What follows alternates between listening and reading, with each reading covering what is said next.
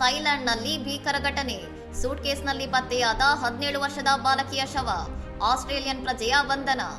ಥೈಲ್ಯಾಂಡ್ನ ಪಟ್ಟಾಯದಲ್ಲಿ 17 ವರ್ಷದ ಬಾಲಕಿ ತಂಚನೋಕ್ ಡೊನ್ಹೋಮ್ಲಾವೋ ನಾಪತ್ತೆಯಾದ ಬೆನ್ನಲ್ಲೇ ಆಕೆಯ ಕೊಲೆಗೀಡಾದ ಮೃತದೇಹ ರೈಲ್ವೆ ಹಳಿಯ ಸಮೀಪದ ಸೂಟ್ಕೇಸ್ನಲ್ಲಿ ಪತ್ತೆಯಾಗಿರುವುದು ಭಾರೀ ಆತಂಕ ಮೂಡಿಸಿದೆ.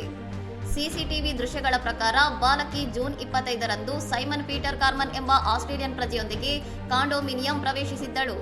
ಆದರೆ ಆಕೆ ಮತ್ತೆ ಹೊರಬರಲೇ ಇಲ್ಲ. ಮರುದಿನ ರಾತ್ರಿ ಸೈಮನ್ ಪೀಟರ್ ತನ್ನ ಬೈಕ್ನಲ್ಲಿ ಕಪ್ಪು ಸೂಟ್ಕೇಸ್ ಹೊತ್ತು ರೈಲ್ವೆ ಹಳಿಗಳ ಕಡೆಗೆ ಹೋಗುತ್ತಿರುವುದು ಮತ್ತು ನಂತರ ಸೂಟ್ಕೇಸ್ ಇಲ್ಲದೆ ವಾಪಸ್ಸಾಗುತ್ತಿರುವುದು ಸಿಸಿಟಿವಿಯಲ್ಲಿ ಸೆರೆಯಾಗಿದೆ. ತಲೆಮರೆಸಿಕೊಳ್ಳಲು ವಿಮಾನ ನಿಲ್ದಾಣದಲ್ಲಿ ಟಿಕೆಟ್ ಖರೀದಿಸುತ್ತಿದ್ದ ಆರೋಪಿ ಸೈಮನ್ ಪೀಟರ್ನನ್ನು ಪೊಲೀಸರು ಜೂನ್ 26ರಂದು ಬಂಧಿಸಿದ್ದಾರೆ. ಆತನ ದೇಹದ ಮೇಲೆ ಗಾಯದ ಗುರುತುಗಳು ಕಂಡುಬಂದಿದ್ದು ಆತ ಕೃತ್ಯವನ್ನು ನಿರಾಕರಿಸುತ್ತಿದ್ದಾನೆ. ಪೊಲೀಸರು ಸ್ಥಳವನ್ನು ಪರಿಶೀಲಿಸಿದಾಗ ರೈಲ್ವೆ ಹಳಿಯ ಪಕ್ಕದ ಹುಲ್ಲಿನಲ್ಲಿದ್ದ ಸೂಟ್ಕೇಸ್ನಲ್ಲಿ ಬೆತ್ತಲೆಯಾಗಿ ಬಿದ್ದಿದ್ದ ಬಾಲಕಿಯ ಮೃತದೇಹ ಪತ್ತೆಯಾಗಿದೆ. ಮುಖದ ಮೇಲೆ ಗಂಭೀರ ಗಾಯಗಳಾಗಿದ್ದು ಹತ್ಯೆ ನಡೆದು 2 ದಿನಗಳಾಗಿರಬಹುದೆಂದು ಅಂದಾಜಿಸಲಾಗಿದೆ.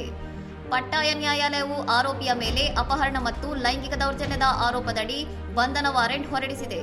ಮೃತದೇಹವನ್ನು ವಿಧಿವಿಜ್ಞಾನ ಪರೀಕ್ಷೆಗಾಗಿ ಆಸ್ಪತ್ರೆಗೆ ಕಳುಹಿಸಲಾಗಿದೆ. ಇನ್ನಷ್ಟು ಸುದ್ದಿಗಳಿಗಾಗಿ ನೋಡ್ತಾ ಇರಿ ಸೌರಂ ಟಿವಿ.